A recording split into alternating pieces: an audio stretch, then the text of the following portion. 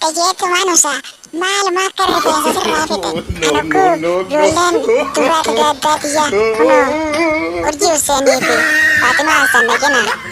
Way sharafoo keessan maaltu akkasii rifeensa irraa fixe sharafoo keessan maaltu akkasii rifeensa irraa fixe jedhan anqaaffatteetu maanusaa uyi maaltu akkasii irraa fixe naa himime. Way maaluma itti qarshoo teenya dhalaa ateetu tanaan gootuusi ni dubbisa ambar mataan hin qabne malee rifeensi ijoollummaan irraa dhume. Ijoollummaan gaa umrii yoo siin ammaan tana abbaan kiyya siin himne umriin tiyya kunoo ammaan tana abbaa beekti gaafa umriin tiyya kunoo 42 umriin tiyya ijoollee rifeensi jajjaramee narraa dhume rifeensi ifumaaf narraa dhume malee waan biraatti hin fudhatan ajiin anuu isaan dubbisaa dura ani mataan rifeensa faan hin qabne malee kunoo akka dhaabbata konkonni kiyya isaan akka konkonni isaanii akka nama caantaan keessa jete fakkaata namaa kopheen keessa jete jeetiin itti qoble. Dhaabi gaaka geeti. Sharafoo keenya kanamatti namatti na arrabsani isaan wayii isaan arrabsani sharafoo keessan san silaanuma bareeda maaltu akkasitti rifeensa irraa fixee nan jammalee waan akkasii hin jenne waan biraa akkanuma ibshakki taate waan biraa siin hin jenne ati har'amiti illee nama arrabsitu kuni maali gee gadhaabi gaati sharafoo keenya angeela biyya arrabsinan namni na arrabse. Hayyee qarshoo teenya hayyee tasanii haaltuuti mee urjii san na gaafadhu.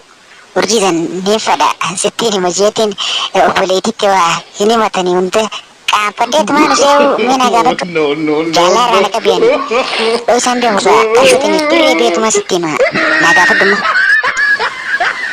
Way anammaan tana isiin arrabse nama isii arrabseen si fakkaadha waa takka ni arrabsitee fi kana waan atti haasoo jetan arrabaa miti isaantu dura waajee yoo ajeensa taates waa meeqa jedhan isaan qarshoo teenya kana man beeknee maal adda akka way anta akka nama arrabseen beeku nu as jira abbaa kiyya gaafadhu dhalaa namaati arrabseen beeku karaa nagaan deemeetiin baradhee galaa yeroo mana barumsaatiin deemani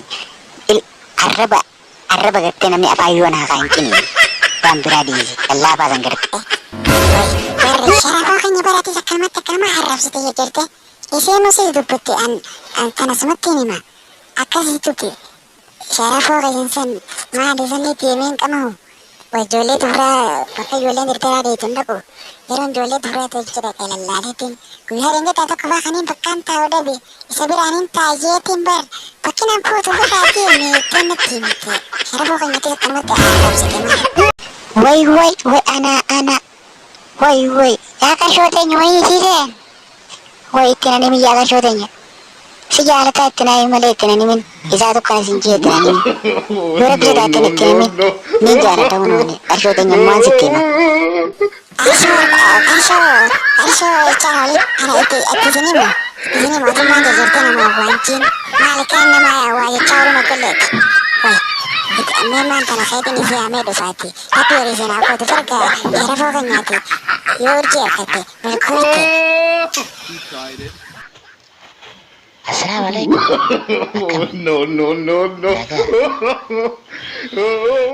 Naga apa ya? Alhamdulillah naga apa ya? Sakutte. Aisyah.